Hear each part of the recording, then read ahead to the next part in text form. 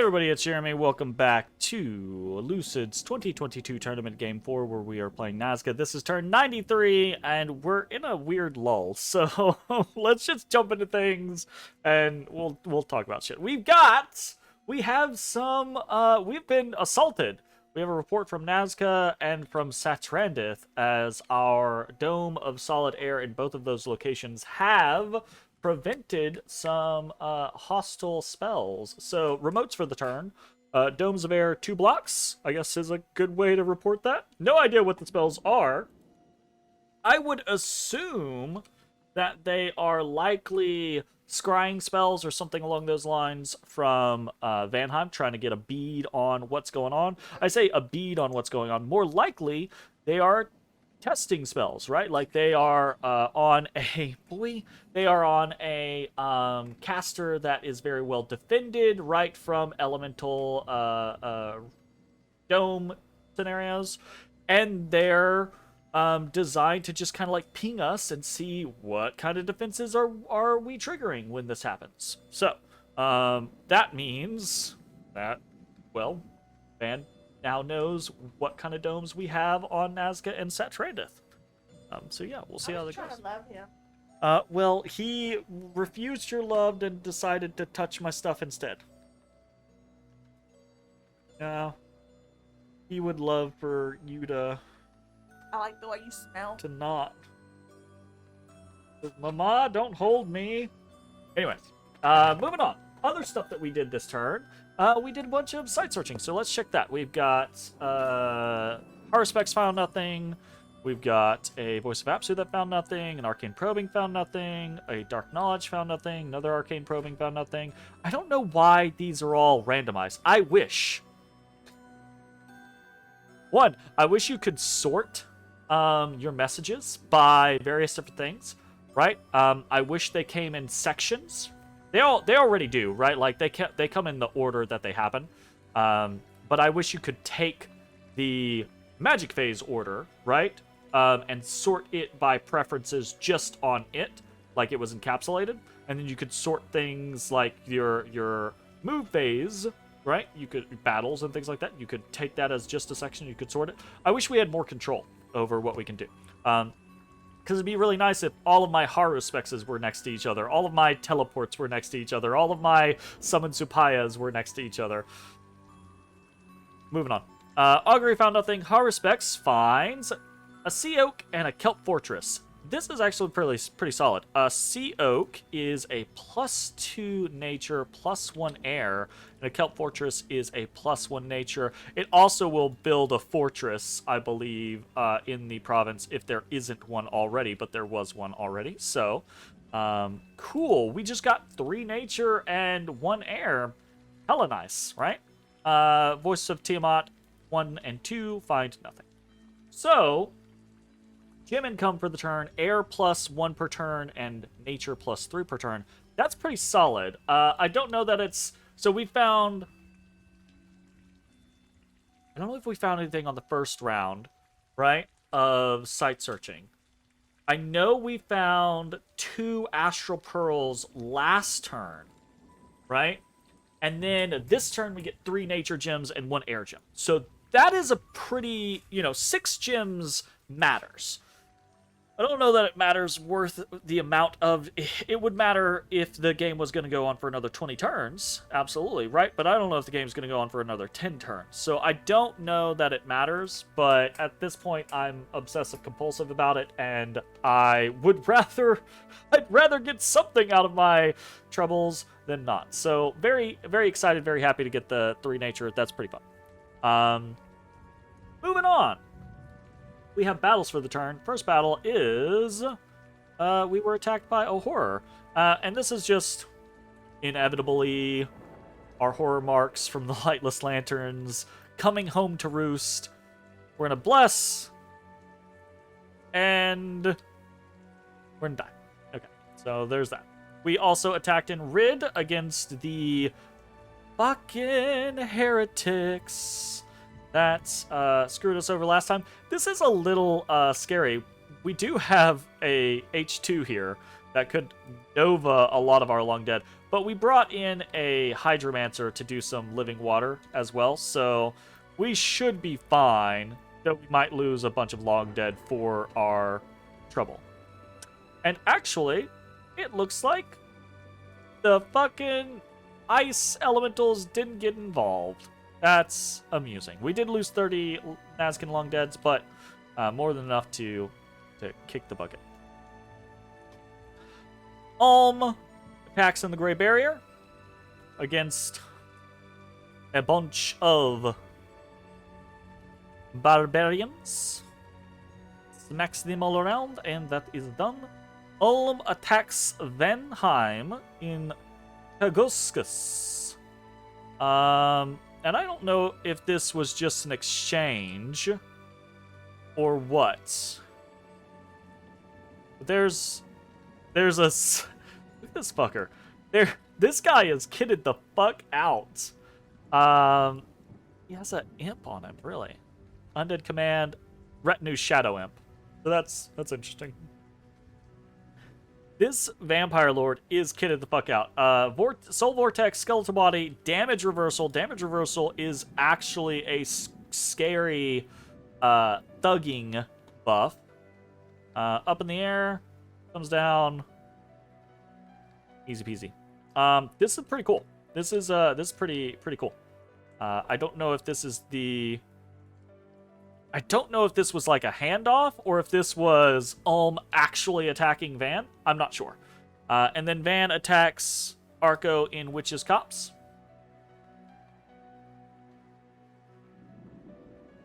There's not really much here. We've got Body Ethereal Mind Burn. Body Ethereal Mind Burn.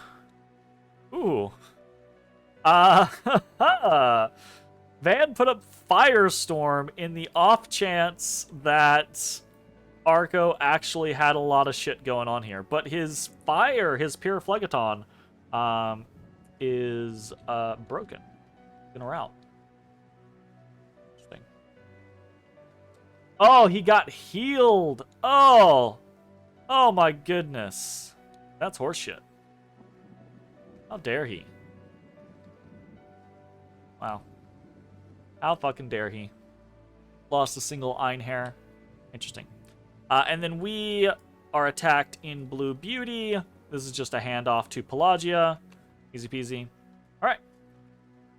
No other battles for the turn. So battles versus Pelagia, 0 wins and 1 loss. Versus Indies, 1 win and 0 losses. And versus Horrors, 0 wins and 1 loss. So that. Cool. Events for the turn. Unexpected event in Illidar. Handful of magic gems were found under a huge rock. We get some earth gems. Cool. Unexpected event in Bara. We get bad omens. Misfortune +3. Oof. And in Mark, a flock of aggressive goats have been donated to the temple. Goddamn goats. Although I have found out that goats can summon a dragon. So that's interesting. Right? Just not something that we necessarily care about at this moment. So events for the turn, 1 negative, 2 positive. Bara gets Misfortune +3. We get +6 Earth Gems, and we get 11 goats. So, yay. Yay for goats. Yay for goats. Alright. Let's take a look at the map, see what's what. We are doing a couple things.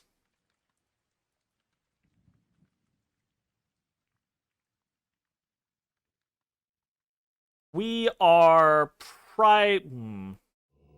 I'm trying to pick out things that are logistically interesting, but I don't actually know that we have a lot going on. We are moving a lot of our Hatenruna out of Pavonia, heading up towards Blackport, heading over towards Illidar, trying to get towards locations we might head up to Ermithia, trying to get to locations that need more patrollers. Again, to try to make sure that we are getting things patrolled out. We can see our Dominion is continuing to kind of just stay as is. We're not pushing the way that we really want to, which is unfortunate. We're continuing to preach. We're continuing to put up temples where we can, but is rough. Hopefully taking something like Obelshin and then capping Blackport will help. I should probably just go ahead and claim the Throne of Death, honestly. Probably at this point it's worth... The death is not going to hurt us enough to matter. The additional temple checks would be nice, and the additional 5 death gems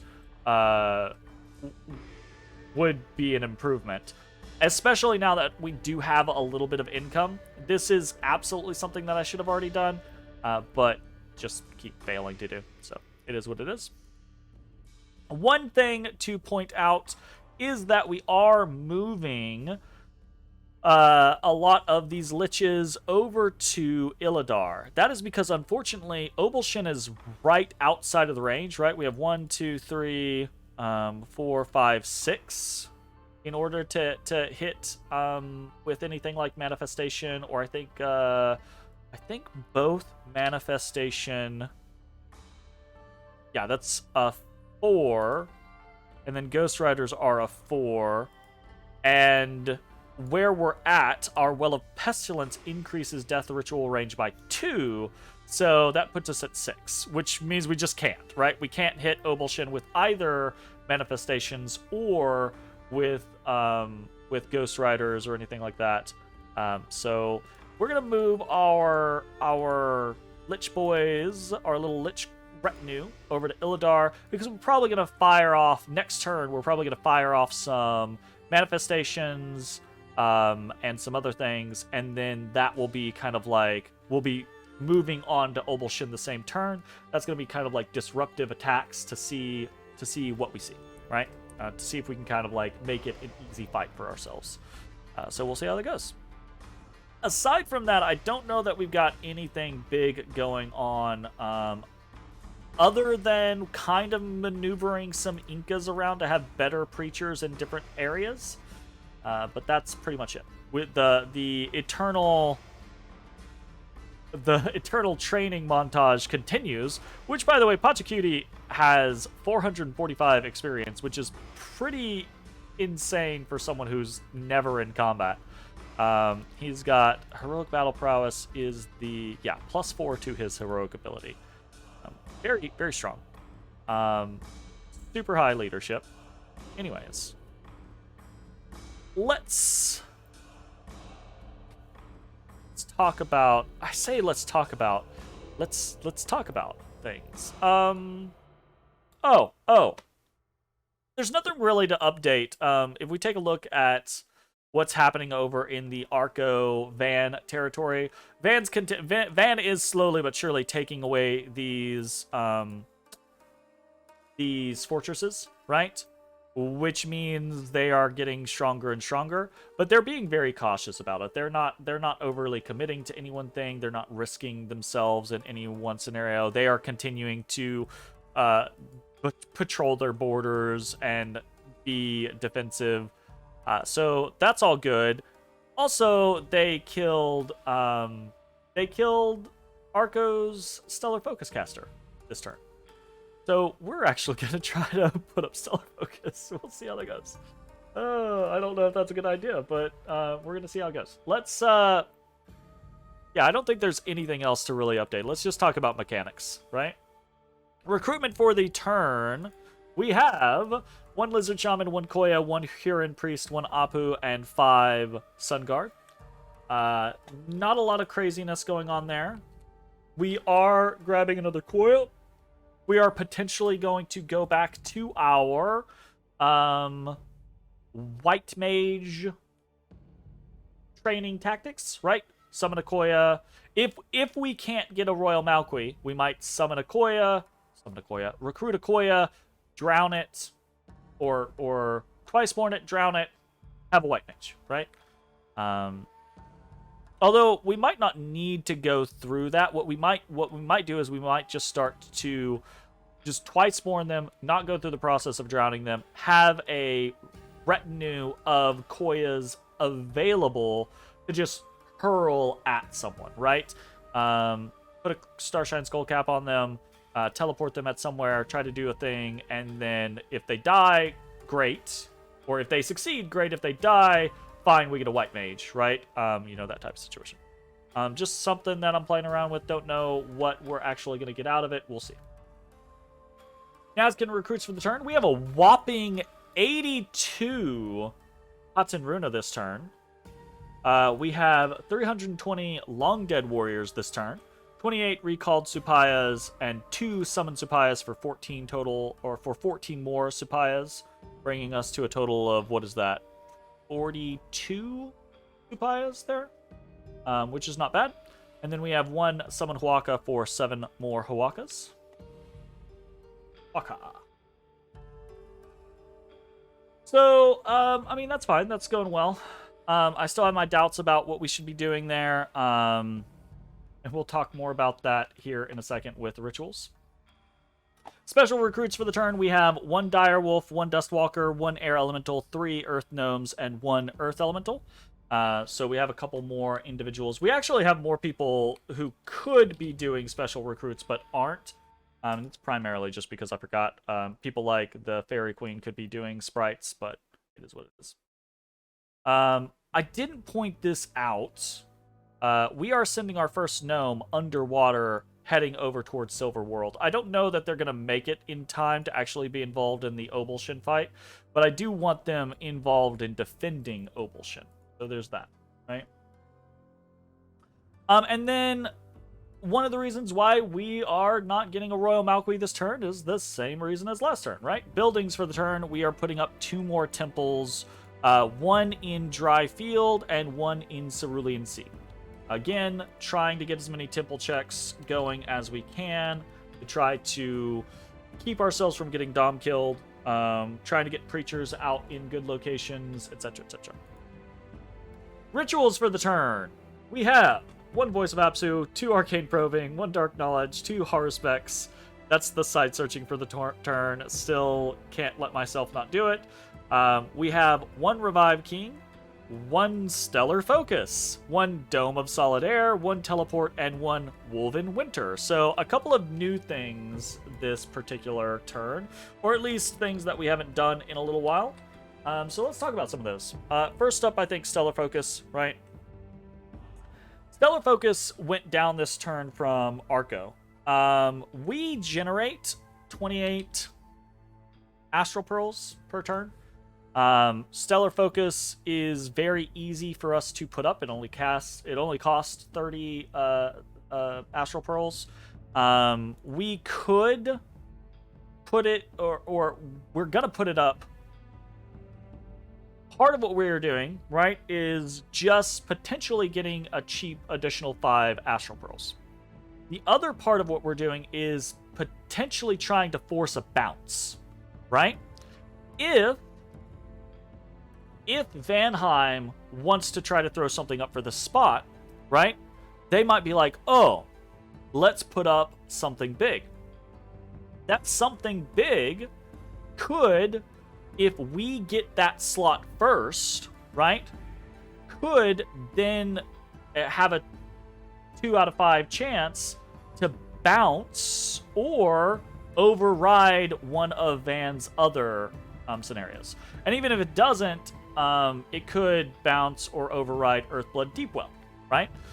So kind of what we're trying to do here is, 1, give ourselves some cheap and easy Astral Pearls, and 2, trying to force a bounce if someone else goes for a global as well, right? It's a cheap play for us. It doesn't cost us much of anything. I think we're only putting in 35 gems anyways, so not a big deal. If it works, cool. If it doesn't work, whatever, right? I don't think ultimately that will matter too terribly much. Dome of Solid Air is going up in Neefel, right? This is going to be one of our forward bases. We are close enough to Nazca and to South Randeth that I don't feel like we need to teleport into it, right? But I do feel like Vanheim might decide, hey, let's Flames from the Sky the shit out of that, right? So we're going to put up a Dome of Solid Air and hope that that keeps that from happening, right?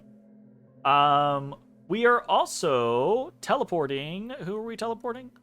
We are teleporting Ninen Kuyok, the Royal Malqui, are teleporting over to Amul. Amul! Up to Amul! We have a Royal Malqui in Neefel. We have a Royal Malqui over in Silver World. We're going to put a Royal Malqui over in Amul.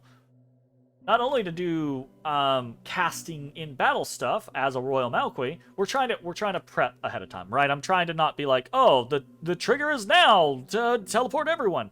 I'm trying to get people to places where I think they need to be prior to when I need them. And also, we can just sit there if we don't need him next turn, or the turn after that, or the turn after that. He can just sit there, and that's 3, 6, 9 Supayas to be added into the mix, right? So there's that. And then I think the Woven Winter is, aside from the Stellar Focus, probably the most unique thing. We're casting Woven Winter on Obulshan. This is for 2 reasons, right? One, Woven Winter is very, very cheap, right? 2, it will drop the temperature here if it affects. 2, this is a test to see if it affects anything or if there are domes up in Obulshan. This is kind of a sacrificial test, honestly. I should have taken all the stuff off of this Hydromancer. So it's possible this Hydromancer gets zapped by like a dome of fire and dies. But we'll see. So Woven Winter is intended, 1, to drop test, right, to see if we can even target the province, and if we can, right, to tank the temperatures in the province, and then right next turn we just cast Murdering Winter, a couple of manifestations, maybe a Ghost Rider, right, so that we Murdering Winter whatever is in the fort. And fortunately for us, there's a lot of Mystics and Peltests and Hoplites and things like that, and Murdering Winter does a great job against human forces, right? So hopefully that goes well for us. And then the Manifestation / Ghost Riders can help potentially pick off some other things. Clear the way if there's any patrollers or any weird tricks for patrollers. And then we can move the whole force on top in the movement phase. So we'll see how that goes. That's the generalized game plan. And I don't know. I expect it to either be fine or be entirely not effective.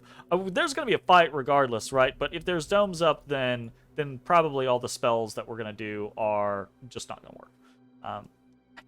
I have a mixed feelings of emotions with domes, right? Because sometimes I'm like, yeah, domes are really cool, and then other times I'm like, domes are just assholes that mean you can't do the things that you want to do. But I mean, that's the game, right? Like counter and anyways. So Ultimate Gateway, we have 6 astral saved this turn and 8 death saved. Not too terrible.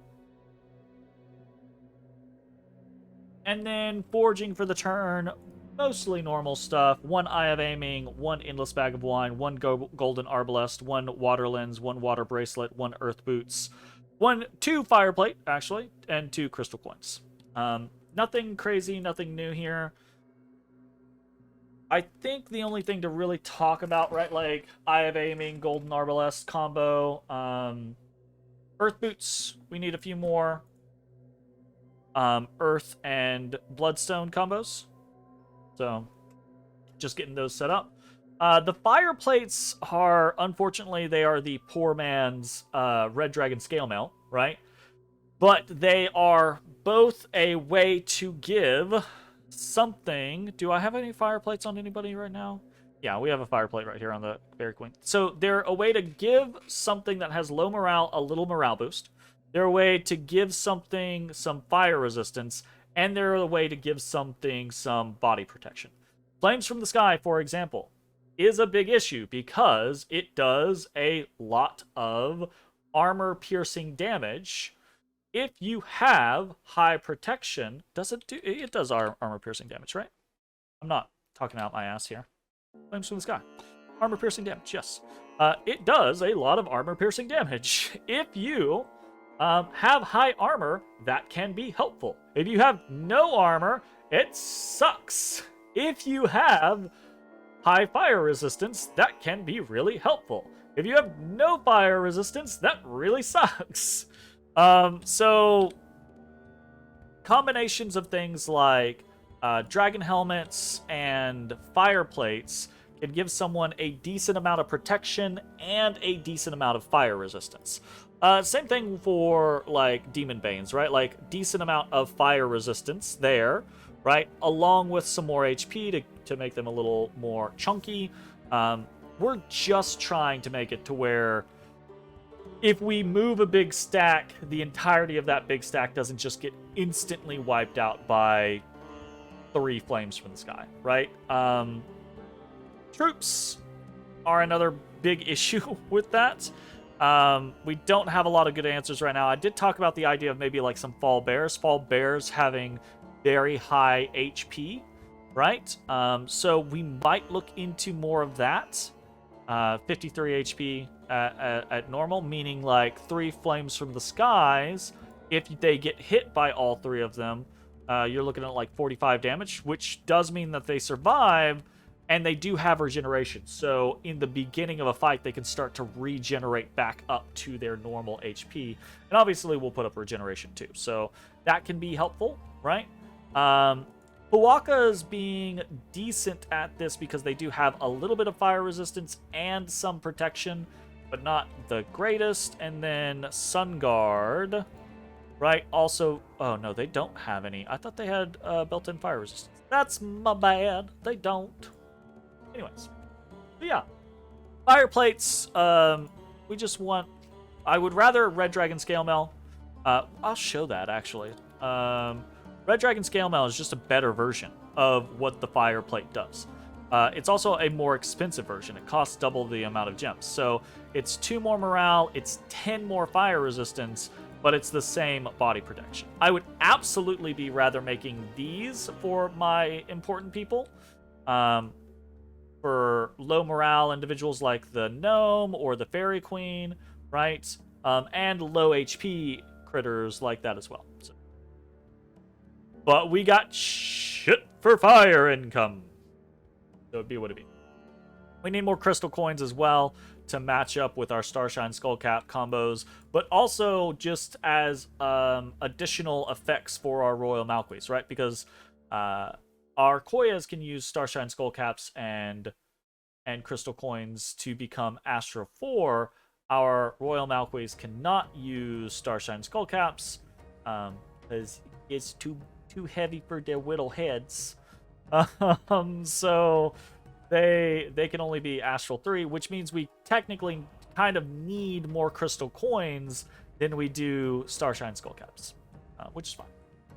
And that's really it. That's what's going on. We're moving around a lot, but most of the maneuvering is nothing, right? Like most of the moving is fine.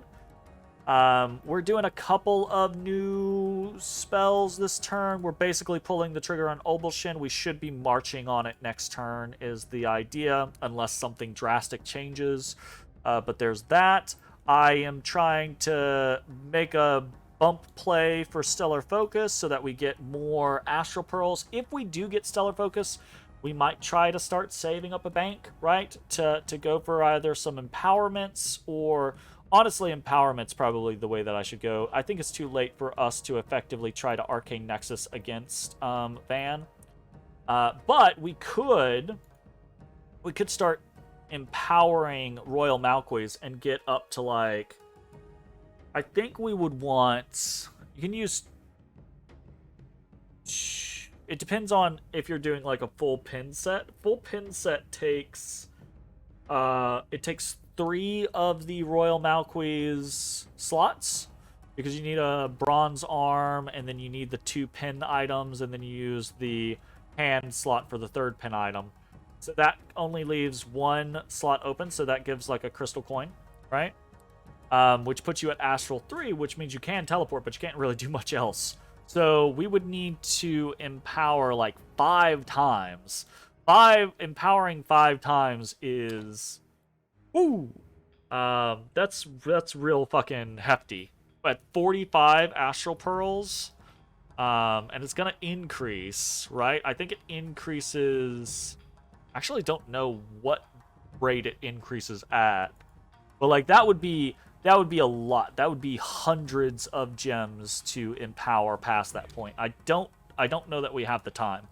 But if we're getting right, if we're getting 33 astral pearls per turn, and we need to alchemize things, we could try to alchemize things. We've got a lot of earth gems that we're not really using. We could turn death gems into astral pearls. We could try to make that play if we wanted to force that. It's an option. Alternatively, we do have the stuff for like some crystal gear. We could start making some crystal gear and maybe put together a surprise crystal gear communion, right? I don't know. Which I think is kind of like a requirement if you're gonna do something like Master and Slave, because at this point everyone has anti-magic coming out first turn. So the only way to really, really, really, really make it matter is with full pin gear and casting from an innate spellcaster, so they get it off the Master and Slave first turn. Um, that's an option. I don't know that we've got the time. So yeah. I'm trying to mull over options. We're pulling the trigger on Obelshin. We're gonna try to take that out of Arco's hands. We'll see how the game reacts. We're trying to shore up our Dominion, and we're still trying to coordinate with Pelagia and Ulm. Pelagia, we can see they did take Blue Beauty this turn. They haven't put enough here to crack Dry Fields. This does. I don't know how I feel about this, because like we could have just kept Dry Fields, but they were very insistent about it. And so we're gonna be losing some astral pearls out of that, actually. But that's a lot of like low commitment. We haven't been at war for 3 turns. Please go take the territory. But they are moving into position. We can see they are prepared to try to attack. So I'm hoping that is going to happen next turn, or not next turn, but happening in a few turns, right? Sooner rather than later. Though I'm mixed. I'm getting mixed signals here, right? Because it feels like maybe this was an attack on Van, but maybe it wasn't an attack on Van. Maybe it was just a handoff, and yeah, I don't know. Like, they keep saying that they want to do X, and it feels like the want to do X is they want to take Green Coast off of Arco before they do anything else. But I don't know. I don't know if Ulm is dragging their heels, or yeah, I don't know if they are dragging their heels, if it's intentional or if it's unintentional, or if they legitimately do have a concern of wanting to accomplish X or Y before they do whatever they do against Vanheim. But I'm kind of I'm becoming concerned. I don't want this game to like just not do anything, right? It's fine if we lose. But at this point we've spent 70 turns coming back from the jaws of defeat.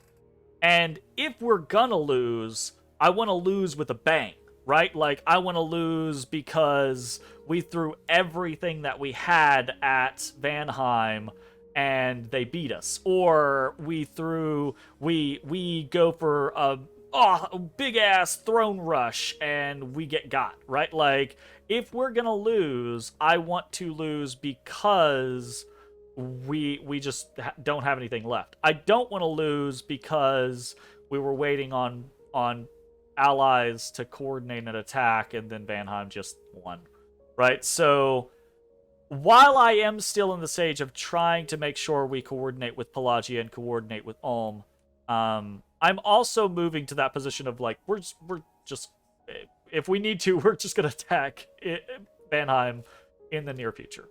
I don't know how near that future is. It kind of depends on whether or not Vanheim attacks any of these thrones or not, and what communication I have from Pelagia and Ulm.